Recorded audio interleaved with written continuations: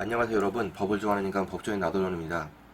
오늘은 여러분께 우리나라 재판 제도 3심으로 많이 알고 계시는데 실제로는 3심이 아닌 경우로 끝나는 사건이 많다라는 걸 좀 말씀을 드리고자 합니다. 3심이라는 건 이제 1심에서는 지방법원의 판단을 받게 돼 있고, 그 다음에 2심은 원칙적으로 고등법원에서 판결을 하고요.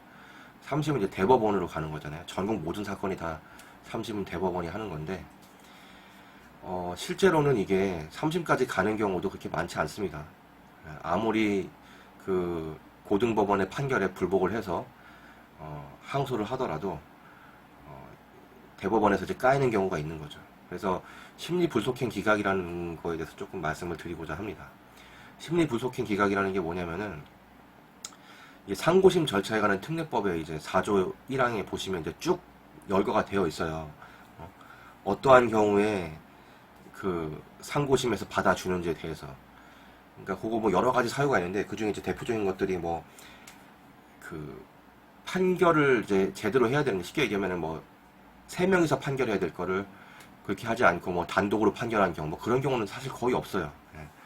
단독이냐 뭐 합의냐 이런 거는 당연히 그냥 정례화 되어 있기 때문에 뭐 셋이 할 거를 혼자 한다, 뭐 실무는 그렇지만 어쨌든 그런 건 없어요. 어쨌든 여러 가지 어떤 이유가 있어요. 뭐 헌법, 법률, 명령, 규칙에 위반되는 판결을 했을 때 뭐 말은 아름답게 많이 써놨어요. 근데 어쨌든간 상고심으로 갈 수 있을 만한 어떤 이유가 되지 않은 이상은, 뭐 예를 들면 대법원 판례와 반대되는 어떤 그 판례가 있을 경우, 뭐 이런 경우, 그런 경우 몇몇 빼고는 이제 상고심 자체를 하지 않겠다는 건데, 참 이게 실무상 좀 많이 악용이 되는 것 같아요. 제가 봤을 때는. 그러니까 그거는 제가 조금 이따 다시 말씀드리고, 그리고 더 이제 기가 막힌 노릇은 뭐냐면은, 보통 이제 서민들이 소송을 하게 되면은 그 소액이 될 수밖에 없잖아요. 뭐 일단 돈 가진 것도 얼마 없는데 그걸 뜯긴 거를 찾고자 하는 게 소액 심판이기 때문에, 소액 심판이라는 거는 그 민사에서 소가가 3천만 원 이하인 사건을 이제 규율하는 법이거든요. 여러 가지 특칙이 있어요. 뭐 간편하게 좀 빨리 끝내려고 하는 어떤 취지인데, 그럼에도 불구하고 빨리 끝나면 1년? 뭐 이 정도 평균 그런 것 같아요. 아무리 해도 뭐 변론을 열어서 판결을까지 하는 데는 한 1년 정도 걸리는 것 같거든요. 제가 소액 사건을 되게 많이 해봐갖고 알아요. 근데 어쨌든 간 소액 사건은 더 심해요, 이게. 그, 다른 사건보다도 더 심한 게 뭐냐면, 어쨌든 대법원, 실질적으로 대법원 판례랑 반대되는 취지의 어떤 판결을 내지 않은 이상은 3심이 없는 거예요. 뭐 전부 다 그냥 대법원에 아무리 상소를 올려봐야, 상고심으로 가기 위해서 아무리 항소를 해봐야 결국에는 까인다니까요. 심리불속행 기각 이러고 그냥 끝나요. 그러니까 보지도 않고 끝나는 거예요. 그래서 이게 많은 그 일반인들이 생각하기에는, 뭐 만약에 내가 2심에서도 판결을 안 받으면, 못 받으면, 제대로 못 받으면은 대법원에 항소를 해야지. 진짜 단언컨대 꿈 깨시는 게 좋습니다, 진짜.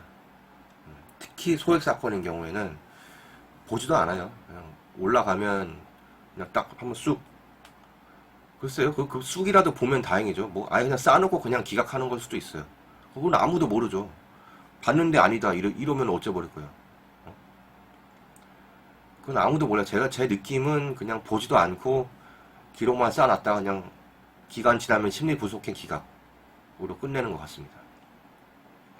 소액 사건인데도 상고심의 어떤 판단, 그러니까 대법원의 판단을 받은 케이스가 몇 건이나 되는가를 한번 생각을 해보면은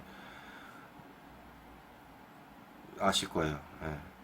아주 예외적인 케이스가 있어요. 뭐 그 판지 사항을 보면 아주 아름답습니다. 무슨 뭐 아무리 소액 사건이라고 하더라도 뭐 이렇게 여러 가지 뭐 계속 분쟁이 일어나는 상황에서 뭔가 유권 해석이 필요한 상황에서도 이거를 외면한다면 무슨 뭐 법 절차를 뭐 뭐라더라, 하여튼 뭐 무슨 형평에 맞지 않고 뭐 하여튼 뭐 이런 식으로 길게 써놓은 예외의 어떤 사유를 써놨는데, 그게 뭔 얘기냐면 결국에는 지들이 하고 싶은 것만 그냥 입맛에 맞는 것만 판단을 하겠다는 얘기랑 똑같아요. 그게 뭐가 달라요.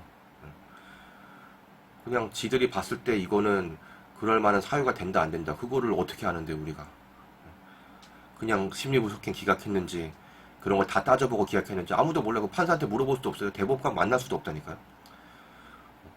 대법 저기 그 상고심은 특별한 이유가 없으면 변론 자체를 열질 않아요. 그냥 거의 결정에 준해서 그냥 자기들이 판단을 하는 거니까.